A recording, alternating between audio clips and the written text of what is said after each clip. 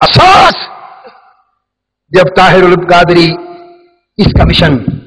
عوامی تحریک منہاج القرآن عدل اور انصاف کی بات کرتا ہے اور ہر ایک کو یکساں اصول سمجھاتا ہے اور ایمانداری کی بات کرتا ہے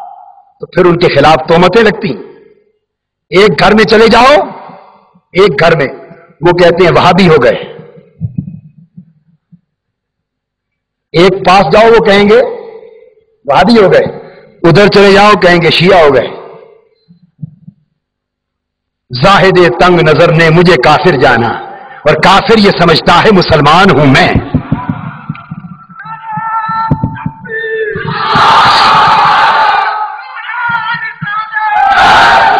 ہمارا درد ہم نے بریلویت کے لیے صبح و شام اور زندگی کی دن اور زندگی کی راتیں اور یہ جوانیاں اور یہ شب و روز نہ بریلویت کی نظر کر رہے ہیں، نہ دیوبندیت کی نظر کر رہے ہیں، نہ وہابیت کی نظر کر رہے ہیں، نہ اہل حدیثیت کی نظر کر رہے ہیں، نہ شیعیت کی نظر کر رہے ہیں۔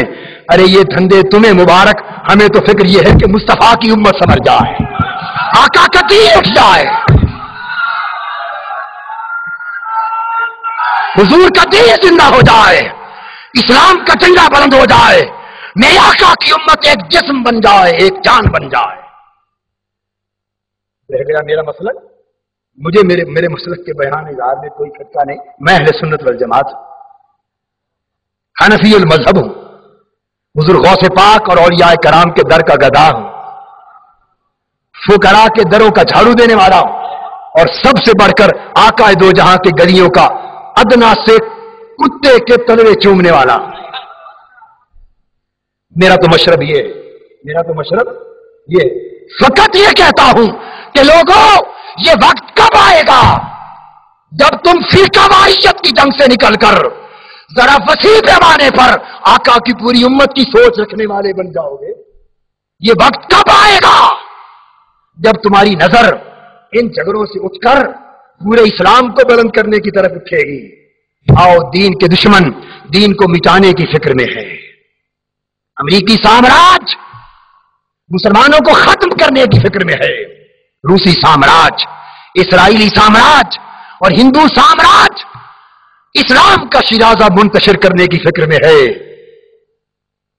اور تم ابھی بھی سمجھنے اور ہوش کرنے کا نام نہیں لے رہے۔ ہمارا پیغام تو فقط یہ ہے بھئی تم سنی بھی ہو، تم شیعہ بھی ہو، تم بریلوی بھی ہو، دیوبندی بھی ہو، اہل حدیث بھی ہو، بھئی سب کچھ رہو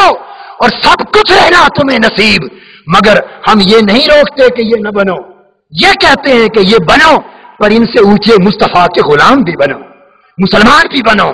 اسلام کا جھنڈا اٹھانے والے بھی بنو۔ یہ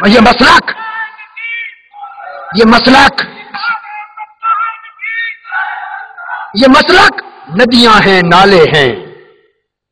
سنیت، شیعیت، بریلویت، دیوبندیت، اہل حدیثیت، یہ ندیاں نالے ہیں، ندیاں جو اسلام کے دریا سے پھوٹ کر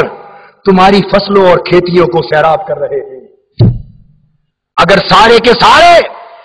انہی ندیوں، نالوں اور نہروں کی حفاظت میں لگ گئے اور دریا کی فکر سب نے چھوڑ دی تو نادانو، اگر دریا ہی خشک ہو گیا تو تمہاری کھیتیوں کا پانی کہاں سے آئے گا؟ ہمارا فکر فقط یہ ہے، ہم تمہیں ندیوں، نالوں اور نہروں کی تقسیم سے نہیں روکتے، اس سے نہیں روکتے، فقط اتنا کہتے ہیں کہ کچھ اس دریا کا بھی خیال کرو جس اسلام کے سبب ہم سب کچھ ہے، اس اسلام کے سبب ہم سب کچھ ہیں۔ تو میں عرض کر رہا تھا کہ اسلام کا تحفظ اس بات کا متقاضی، دین کا تحفظ اس بات کا متقاضی ہے کہ اس ملک سے شان رسالت مآب، شان صحابہ اور شان اہل بیت کی گستاخی کے تصور کو کلیتاً ختم کر دیا جائے۔ ادب اور احترام۔